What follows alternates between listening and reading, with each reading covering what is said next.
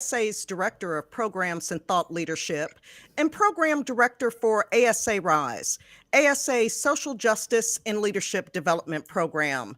It is my honor to welcome you to this special ASA Live as we debut Beyond Generations. Beyond Generations is a quarterly program that will bring to life the current issue of ASA's Generations Journal. The the fall 2023 issue is out on the shelves of the journal, and it's all about how we talk about aging. Just as our older adult population is expanding, so too ought the relevant questions in our conversations on how we age. How do you talk about aging? With whom and when? Are these conversations narrowly focused on older adults, or do they incorporate a longitudinal whole of life perspective? What specifically are the issues discussed when you're in conversations and talking about aging? How we engender greater inclusivity and discussions on aging in an increasingly diverse aging society is imperative. Who has a voice? What they discuss, and where these discussions take place should all reflect a more equitable and inclusive perspective. Such richer conversations should actually create opportunities for improving what truly impacts the quality of older adult lives and allows us to imagine a future that includes all of us who are aging. Joining me today in a conversation about how we talk about aging at the intersection of race and how we should engage in conversations addressing racial inequalities and inequities as we age are Raymond A. Jetson, Chief Executive Catalyst at Aging While Black and Metromorphosis in Baton Rouge, Louisiana, and ASA's very own big thinker, Dr. Leanne Clark-Shirley, interim ASA president and CEO and our chief gerontology officer. Raymond and Leanne, welcome and thank you for joining me today for this ASA Live. Thank you so much. Yeah, I appreciate the opportunity to be here. Well, I think I'm going to forego the traditional route of introductions because in ASA Rise, we have a tradition of beginning the fellowship with why. Because when you know your why, your what has more impact because you're walking in or towards your purpose. And so, starting with you, Raymond, what is your why? What is your purpose, your passion, your commitment in aging? So it's twofold, and thank you again for the opportunity, Patrice, and it's a joy to be with you and Leanne. I would say at the root of my why is the tragic reality that my dad died at 54, and I didn't realize how young my father was until I approached my 54th birthday.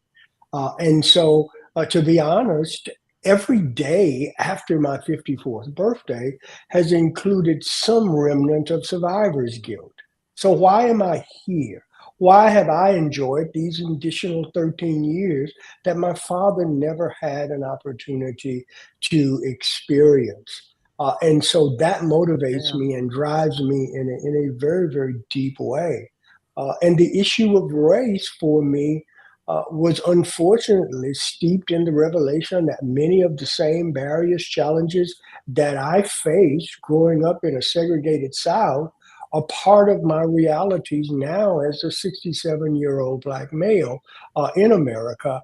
And so that's why aging and aging while Black in particular for me. Thank you, Raymond. Leanne, I know you and I have talked about our respective whys on a number of occasions in Yeah, personal conversations and public settings, but why do you do the work that you do at ASA and in aging?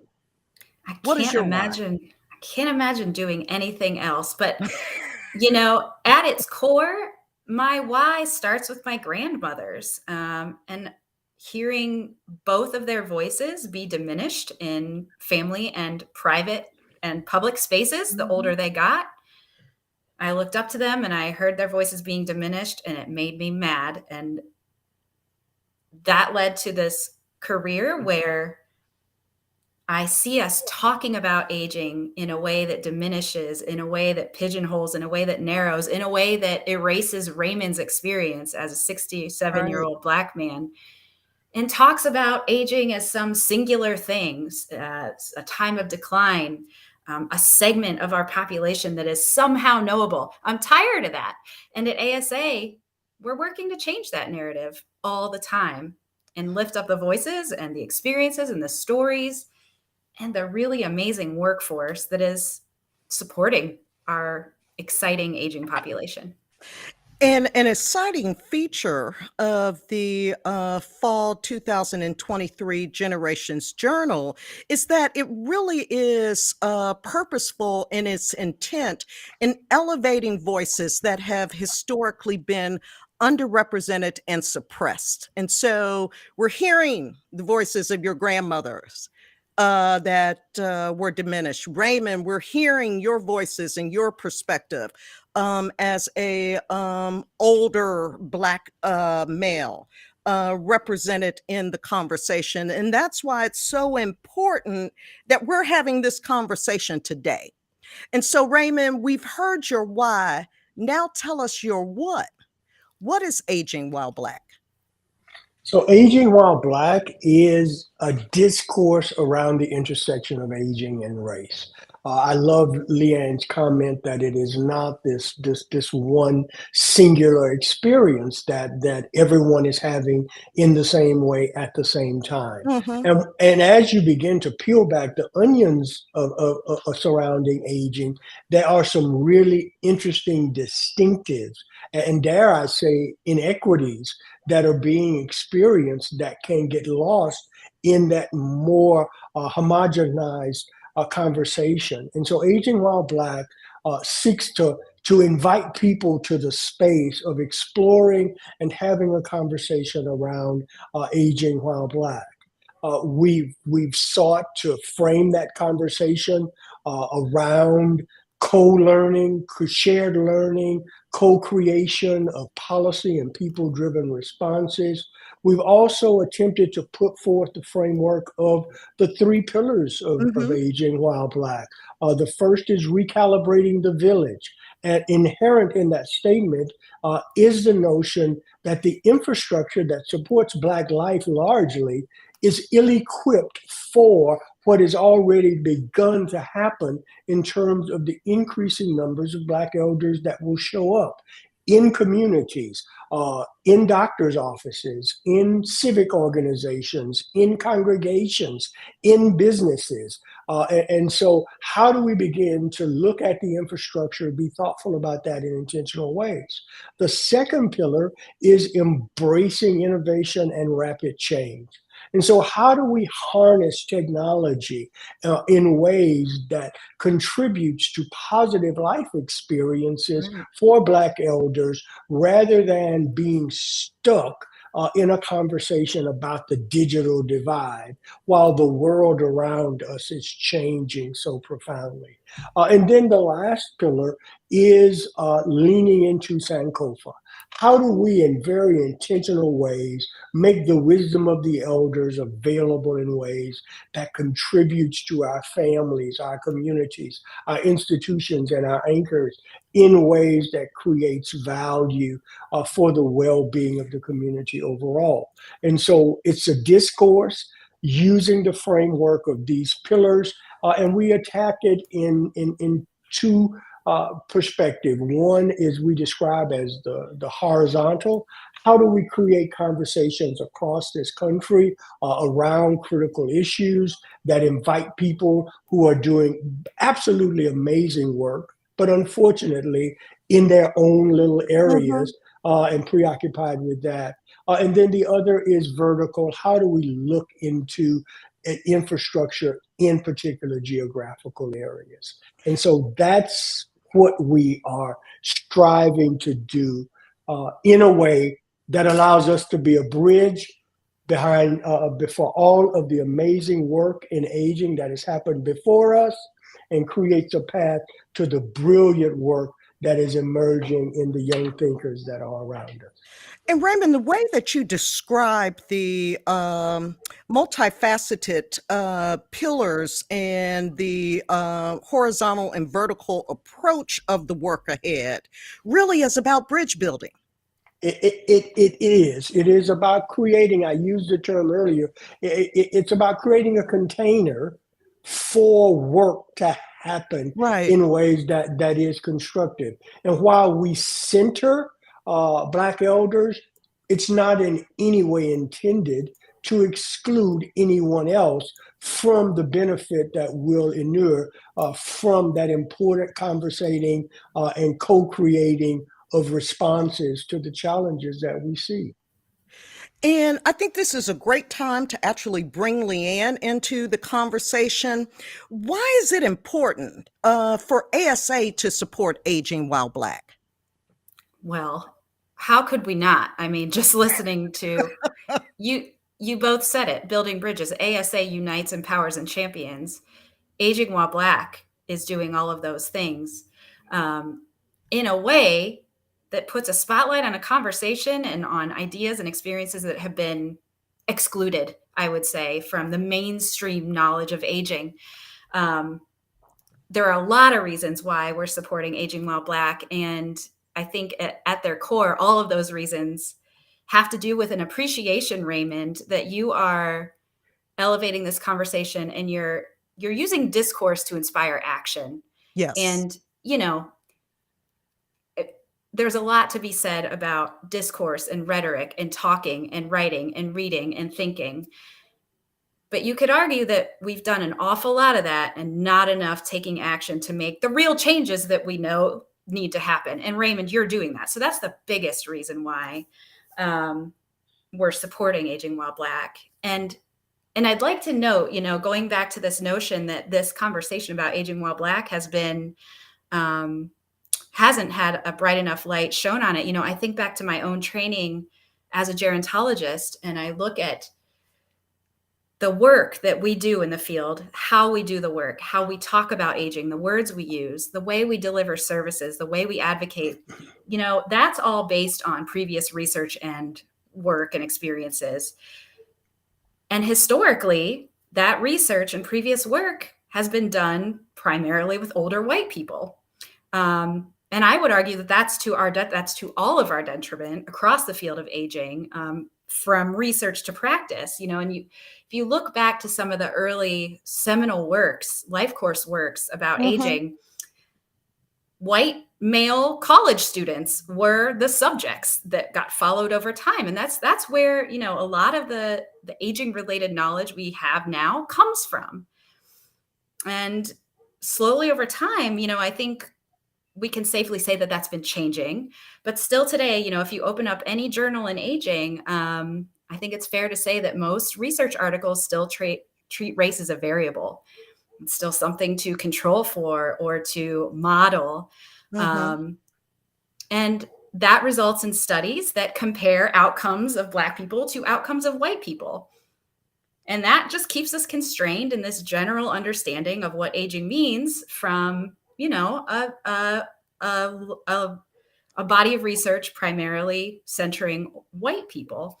I think what that does is restricts the effectiveness and the impact of the programs and policies that are born from research. And certainly there are scholars like Sandra Picott. She was one of my mentors in grad school. She's done a beautiful body of work looking exclusively at Black family caregivers. And what that knowledge has been able to do is generate more effective programs and interventions and policies that really are more responsive to what Black families and elders need and want. So, those are some of the reasons of why I think it's just really important to support Aging While Black. And I think what you're really getting to the heart of, Leanne, is the importance of coming to voice and coming to a more collective voice and also being able to have conversations in which different voices are actually centered, because it's at that moment when we can come together in our differences, then we can advance our conversations and our meanings around how equitable aging takes place. Yeah, And I think so. And yeah, if I could just, if I, Raymond, I think Aging While Black is so well positioned. It's so important and so exciting because you are the place for people to come to hear the different stories, the experiences, the ideas, the expressions. Aging While Black is not one homogenous experience either. right, And right. you've created a space where anyone can go to immerse in Yeah, that type of knowledge. and thank you so very much, and thank you, as someone did in the chat, for the very concrete examples, because so very often we talk about these experiences in nebulous terms. We hope to create an inviting space for all folks to come and to join in the conversation and to help us advance the movement. But I always want to share. That no movement in 2013 is original unto itself. And so Right. aging while black is not a brand new thing. You know, there is the National Caucus and Center for Black Aging that showed up in 1970. So we're talking 53 years. Uh, that Dr. Percy, Imani Woody, I mean, just important voices that have showed up over time. And what Aging While Black seeks to do is to, first of all, honor, acknowledge, and create a reminder of this really, really important work that has happened and is happening, but to also connect it to some brilliant, our dear friend Ashley Stevens, the dementia guru, other folks around this country who are doing amazing work in ways that makes a difference in the lives of Black elders, and that's what we seek to do. Raymond, it sounds like what you're describing when you talk about aging while Black as a movement is really what my peers in sociology would term an anti racist social justice project. And so, in many of my conversations, and also today, I am reminded about the Black intellectual tradition that I was raised up in, Mm. a tradition that really emphasizes that scholarship cannot be separated from social struggle. So, really what that means is that it has to be descriptive, examining the realities of the Black experience from older Black adults themselves. It also has to be corrective of the pervasive stereotypes and controlling images that Black folk encounter as we age. And then it has to be prescriptive, offering solutions to really eradicate racial inequities, but to empower Black people as they age, especially our Black elders. Is that really what you're trying to achieve with aging while Black?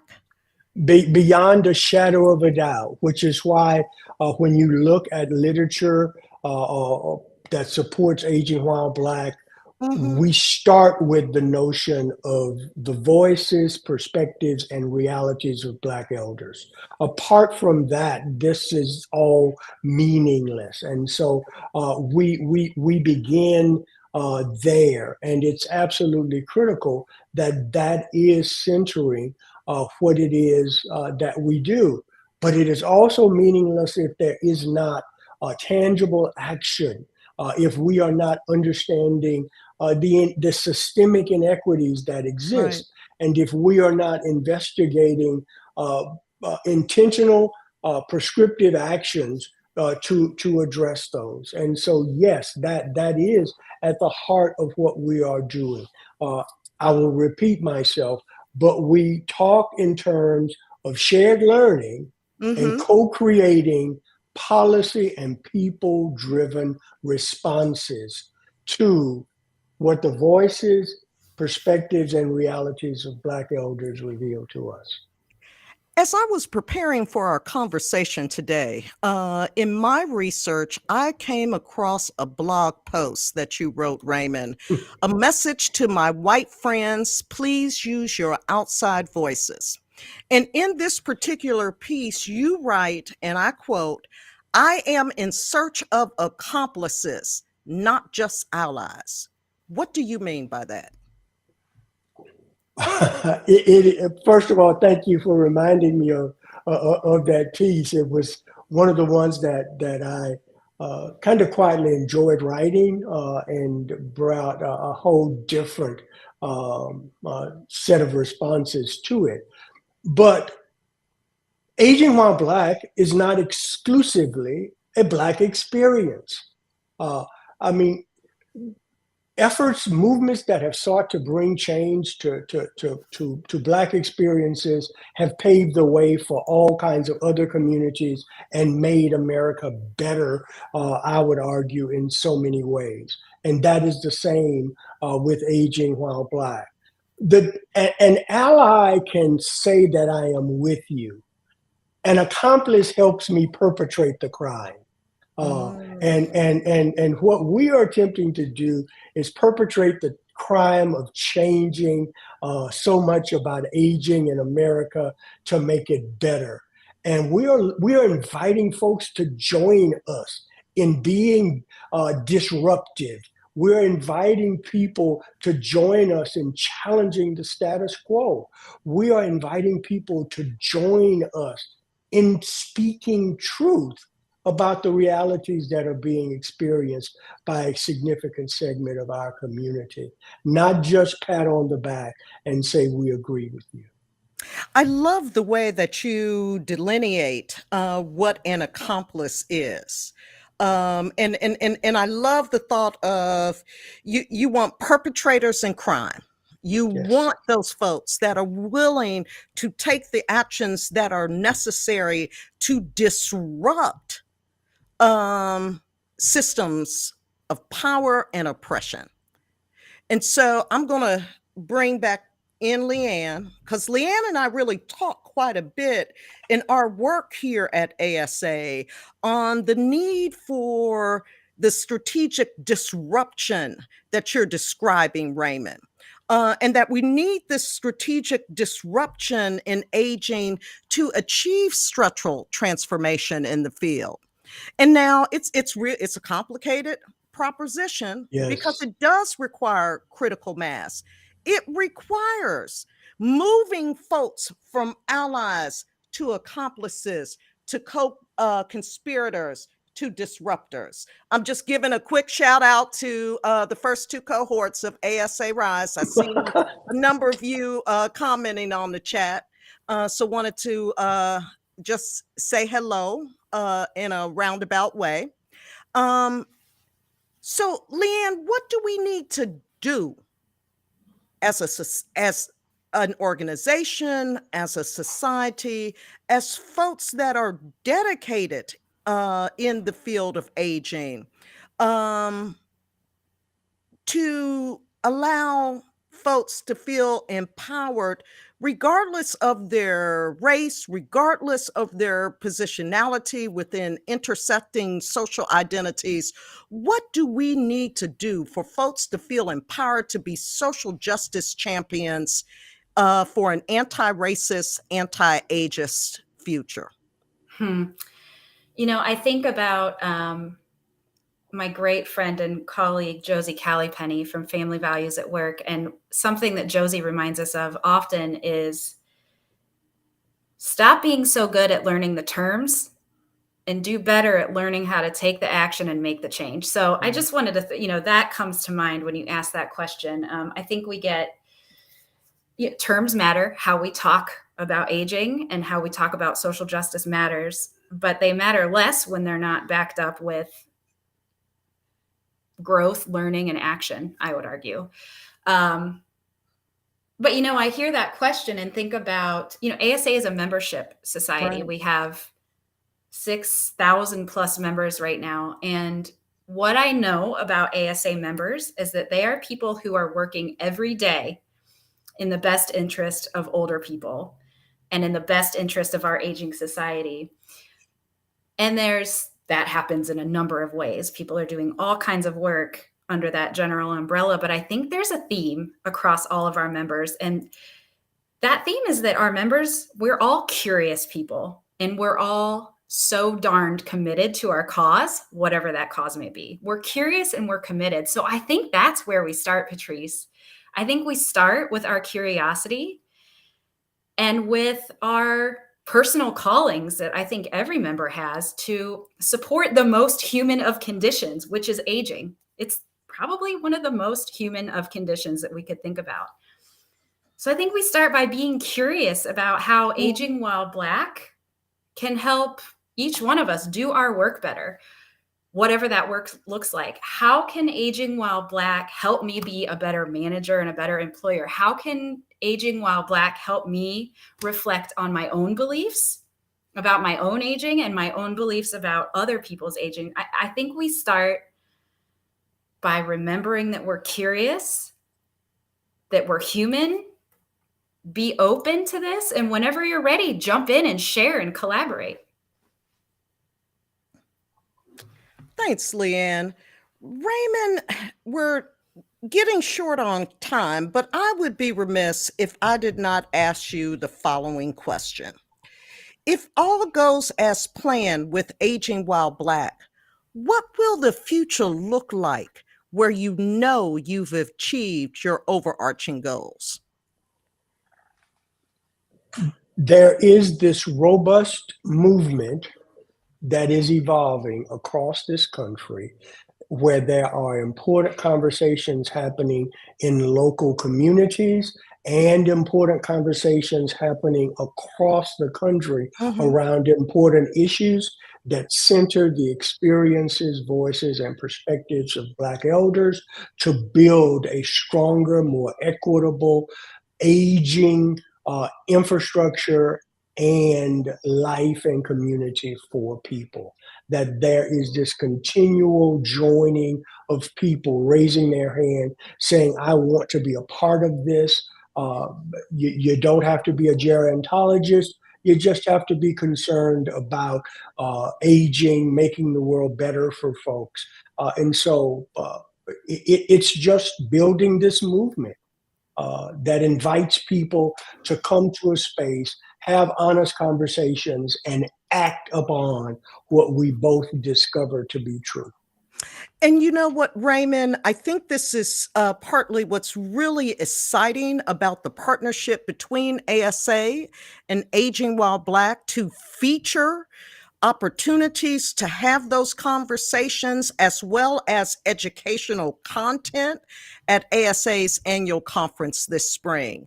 Leanne and Raymond, can you give us a preview of the Aging While Black programming that attendees at On Aging 2024 in San Francisco can expect? Leanne, since it's your party, I'll ask you to say hello. It is our 70th birthday party, and yes, yeah. So come to On Ashton. I saw your comment about what the organization is doing to create a more inclusive attendance to welcome and make comfortable attendees of color. Come to On Aging 2024. We have a conference track that will run throughout the entire week, featuring sessions on everything from mobility needs, sleep quality, the Senior Medicare Patrol program, even how to tailor your radio programming, featuring the fabulous Adrienne Jones, who has a radio program in Atlanta, all focused on Black experiences. There's a 3-hour summit. So the point being, there'll be plenty of educational comments, educational opportunities, but that's just part of the magic. Come to meet new colleagues, come to meet Raymond. If nothing else, come to meet Raymond. But it's going to be, we're putting this on the agenda for the first time, and it'll be happening all week long. Raymond, anything you want to add to that in terms of your vision for Aging While Black at On Aging?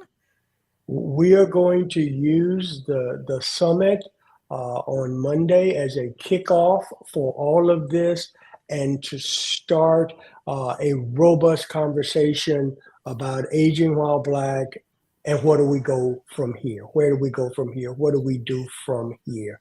And so we really want to invite folks to join us March 24th through the 28th in San Francisco.